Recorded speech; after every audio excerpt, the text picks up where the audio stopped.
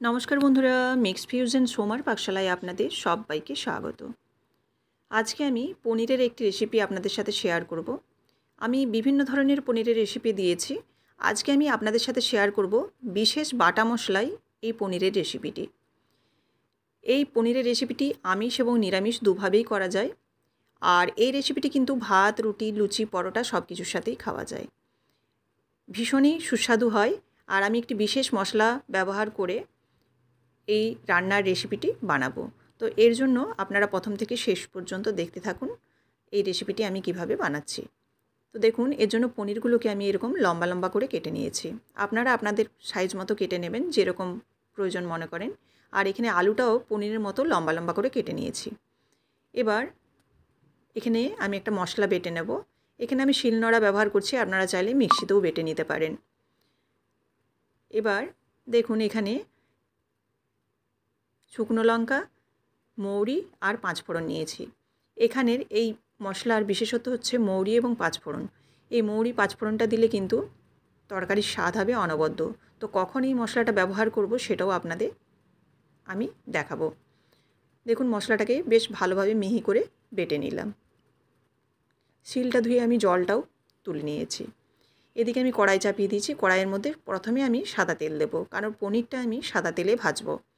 পনিরটা সবসময় সাদা তেল বা ঘিয়ে ভাজলে ভালো হয়। তো আমি এখানে সাদা তেল ব্যবহার করেছি, যেহেতু রান্নাটা আমি সর্ষের তেলে বানাবো। সাদা তেল দিয়ে পনিরটাকে ভেজে নিচ্ছি।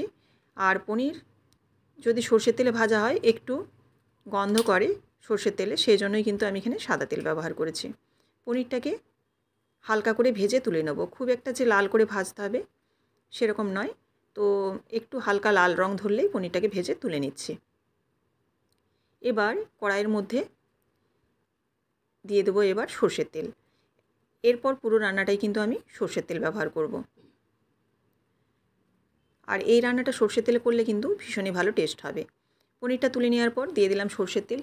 সর্ষের তেল এখানে আলুটা ভাজার মতোই দিয়েছি, কম করে।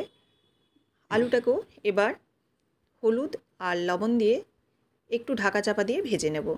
আলুটা এমনভাবে ভাজতে হবে যাতে একটু সেদ্ধও হয়ে যায় আর তার সাথে কিন্তু ভাজাও হয়ে যায়।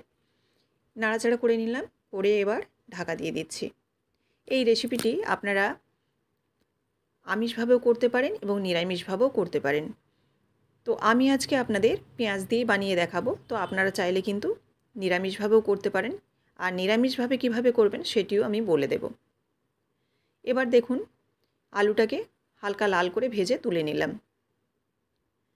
এবার এই কড়াইয়ের মধ্যে আরও দিয়ে দিচ্ছি সর্ষের তেল কিছুটা। এখানে আরও 2 চামচের মতো তেল দেওয়ার পর এবার এখানে দেখুন, যে মশলাটা আমি বেটে রেখেছিলাম মৌরি, পাঁচফোড়ন আর হচ্ছে শুকনো লঙ্কা, এই মশলাটা কিন্তু এই তেলের সঙ্গে দিয়ে দিতে হবে। এখানে তেলে কোনো আমি ফোড়ন ব্যবহার করছি না। এই বাটা মশলাটাই কিন্তু ফোড়নের কাজ করবে। বাটা মশলাটা দিয়ে একটু নাড়াচাড়া করে নিতে হবে।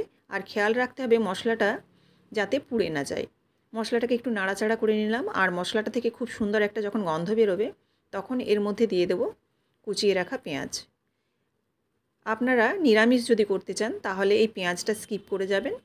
আর এই পেঁয়াজের বদলে এখানে দিয়ে দেবেন আদা বাটা। তো আমি এখানে পেঁয়াজটা দিয়ে দিলাম। পেঁয়াজটা দিয়ে এবার একটু লবণ দিয়ে দিচ্ছি, তাতে পেঁয়াজটা খুব তাড়াতাড়ি নরম হয়ে যাবে। এবার পেঁয়াজটাকে হালকা করে ভেজে নেব। পেঁয়াজটা ভেজে নেওয়ার পর এবার দিয়ে দিচ্ছি কুচনো টমেটো। টমেটো দেওয়ার পর একটু নাড়াচাড়া করে নিচ্ছি আর সঙ্গে দিয়ে দেবো এখানে আদা বাটা। টমেটোটা দেওয়ার পর একটু নাড়াচাড়া করেই এর মধ্যে 1 চামচের মতো আদা বাটা দিচ্ছি। এখানে কিন্তু আমি কোনো রকম আদার সাথে রসুন দিইনি, শুধুমাত্র আদা বাটা দিয়েছি। কারণ এই যে ফোড়নটা আমি দিলাম বাটা মশলার, সেই বাটা মশলার ফোড়নটাই কিন্তু একটা অসাধারণ গন্ধ হবে। তো সেই কারণে আর রসুন দেওয়ার কোনো প্রয়োজন নেই। তো আপনারা যদি দিতে চান রসুন বাটা দিতে পারেন, অসুবিধার কিছু নেই। আর যারা নিরামিষ খাবেন তারা অবশ্যই কিন্তু, আর পেঁয়াজটা তো বললাম আগেই স্কিপ করে যাবেন।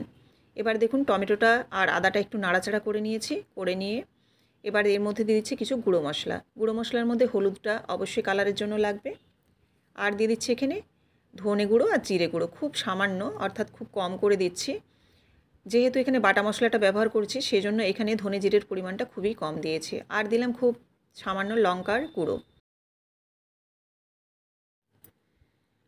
এবার নাড়াচাড়া করে ঢাকা দিয়ে দেবো, যাতে মশলাটা ভালোভাবে কষানো হয়ে যায় আর টমেটোটাও বেশ ভালোভাবে সেদ্ধ হয়ে যায়। এদিকে দেখুন, টমেটোটা যখন অর্ধেকটা সেদ্ধ হয়েছে আর মশলাটা যখন অর্ধেক কষানো হচ্ছে, সেই পর্যায়ে আলুটা দেবো, কারণ আলুটা সেদ্ধ হওয়ার প্রয়োজন আছে। সেই কারণে কিন্তু মশলাটা পুরোপুরি কষানোর আগেই আমি আলুটা দিয়ে দিলাম।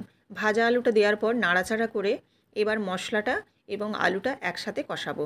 এবার ঢাকা চাপা দিয়ে আরও 3 থেকে 4 মিনিটের মতো লো ফ্লেমে কষিয়ে নেব। এরকম বারে বারে ঢাকাটা খুলে একবার করে নাড়িয়ে দিতে হবে আর আরও একবার করে ঢেকে দিতে হবে। এতে মশলাটা খুব ভালোভাবে কষানোও হয়ে যাবে আর আলুটাও কিন্তু সেদ্ধ হয়ে যাবে। এদিকে দেখুন, আমি জল চাপিয়ে দিয়েছি। এখানে আমি গরম জল ব্যবহার করব, আপনারা চাইলে ঠান্ডা জলও ব্যবহার করতে পারেন। তো গরম জলে দিলে আগেই আমি বলেছি যে তরকারির স্বাদটাও ভালো হয় আর রান্নাটাও তাড়াতাড়ি হয়ে যায়। গরম জল দিয়ে দিলাম। এবার খুব ভালোভাবে এবারে ফুটতে শুরু করে গেছে। এই পর্যায়ে আমি দিয়ে দেবো পরিমাণ মতো চিনি। এখানে একটু চিনি ব্যবহার করতে হবে, চিনি ব্যবহার করলে কিন্তু টেস্টটা আরও ভালো হবে। আর দিয়ে দিচ্ছি এখানে ভেজে রাখা পনিরটা। পনিরটা কিন্তু খুব ভালোভাবে যখন জলটা ফুটে যাবে বেশ কিছুক্ষণ, তখন কিন্তু পনিরটা দেবো। পনিরটা দিয়ে 3 থেকে 4 মিনিটের মতো রাখবো, তারপর কিন্তু গ্যাসের ফ্লেম অফ করে দেবো। তো সেই পর্যায়ে আপনারা পনিরটা দেবেন যখন 3-4 মিনিট আর রান্নাটা হতে বাকি থাকবে। দেখুন, পনিরটা দিয়ে দিয়েছি আর চিনি যেটা বললাম, চিনিটা এই পর্যায়ে দিলাম। চিনিটা দিয়ে এবার ভালোভাবে ফুটিয়ে নিলাম 3 থেকে 4 মিনিট। এবার গ্যাসের ফ্লেমটা অফ করে দিলাম আর কাঁচা লঙ্কা উপর থেকে ছড়িয়ে দিলাম। এই কাঁচা লঙ্কাটা কিন্তু একদম শেষে দেবেন, আর এই কুচনো কাঁচা লঙ্কাটা দিলে কিন্তু ভীষণ ভালো একটা ফ্লেভার আসবে। আর কাঁচা লঙ্কাটা দেওয়ার পর একদম ঢাকা দিয়ে দেবেন 5 মিনিটের মতো, তাহলে কাঁচা লঙ্কার ফ্লেভারটা এর মধ্যে ছড়িয়ে যাবে। দেখুন, 5 মিনিট পর খুলেছি, কতটা সুন্দর দেখতে হয়েছে, অপূর্ব খেতে হয়, ভীষণ ভালো দেখতেও হয়েছে আর খেতেও কিন্তু এর স্বাদ অনবদ্য। তো আপনারা অবশ্যই এরকমভাবে একবার হলেও ট্রাই করে দেখতে পারেন। আমি আজকে রুটির সাথে এই রেসিপিটি পরিবেশন করছি। রেসিপিটি যদি ভালো লেগে থাকে অবশ্যই লাইক, কমেন্ট এবং শেয়ার করবেন। আর এইরকমই বিভিন্ন ধরনের রেসিপি পাওয়ার জন্য অবশ্যই চ্যানেলটিকে সাবস্ক্রাইব করে বেল বাটনটি প্রেস করে দেবেন, যাতে আমার রান্নার সমস্ত নোটিফিকেশন আপনাদের কাছে সবার আগে পৌঁছে যায়।